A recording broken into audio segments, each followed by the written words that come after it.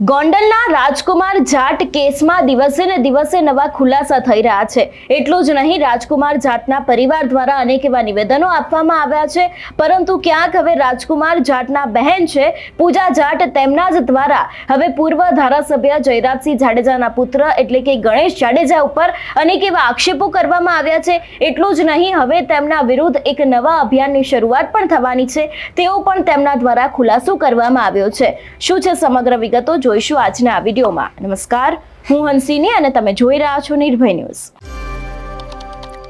ગુજરાતનું ગોંડલ છેલ્લા ઘણા સમયથી ચર્ચાનું કારણ રહ્યું છે।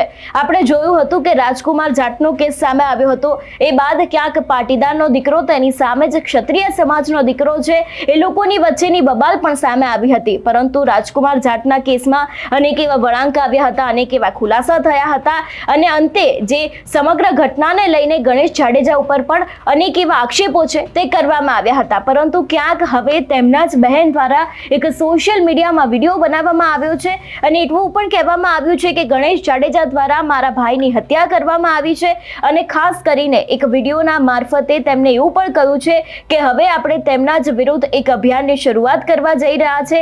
પાટીદાર નેતાઓના નામ પણ લેવામાં આવી રહ્યા છે અને ખાસ કરીને આજથી એટલે કે સોશિયલ મીડિયાના એક્સ પ્લેટફોર્મ ઉપર #JusticeForRajkumar જાટને લઈને અનેક એવી પોસ્ટ કરવામાં આવે તેવી પણ વાત ક્યાંક તેમના દ્વારા કરવામાં આવી છે। સૌથી પહેલા તો મૃતક રાજકુમાર જાટના બહેન આ મામલે શું કહી રહ્યા છે તે સાંભળીએ। नमस्कार, मैं पूजा जाट, राजकुमार जाट की बहन, भारत के सभी नागरिकों से एक निवेदन करना चाहती हूँ। मेरे भाई की गुजरात के गोंडल शहर में निर्ममता से हत्या कर दी गई है। ये हत्या पूर्व धारासभ्य जयराज सिंह जडेजा के बेटे गणेश जाडेजा द्वारा की गई है। हमने FIR करने की कोशिश की, लेकिन हमारी वहाँ पे कोई नहीं सुन रहा। हमने फिर हाई कोर्ट जाने का फैसला किया। हाई कोर्ट में पिटीशन दायर किए हुए आज 2 महीने हो चुके हैं, लेकिन हमारा अभी तक तारीख पे तारीख मिल रही है, एक भी सुनवाई नहीं हो पाई है। मेरी माँ अभी भी मेरे भाई राज का इंतजार कर रही है। मेरे पापा की आंखों में अभी भी इतनी उदासी है, हमारी कोई सुनने वाला नहीं है।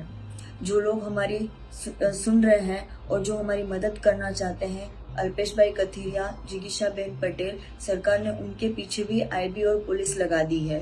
तो मेरा सरकार से ये सवाल है कि आप जो है IB हमारे जो न्याय में साथ खड़े हैं उनके पीछे लगाने की आवश्यकता है, या फिर जिन्होंने हत्या की है गणेश जाडेजा और जयराज सिंह जडेजा उनके पीछे लगाने की आवश्यकता है।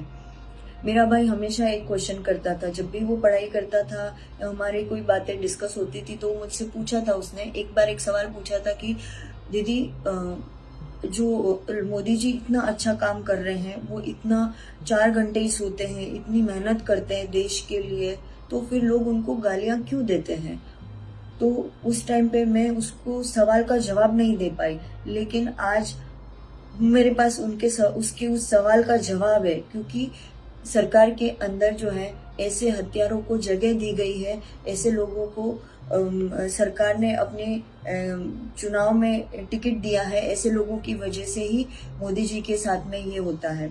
मेरा आप सभी से निवेदन है, इस लड़ाई में आप हमारा साथ दीजिए और कल 3 तारीख को मेरे भाई को गुम हुए पूरे 2 महीने हो जाएंगे, और इसके लिए हमने शाम को 5 बजे ट्विटर पे एक ट्रेंड चलाने का निर्णय किया है। #JusticeForRajkumar से ट्वीट करके आप सभी हमारी इस न्याय की लड़ाई में हमारा साथ दे सकते हैं। धन्यवाद। जय हिंद।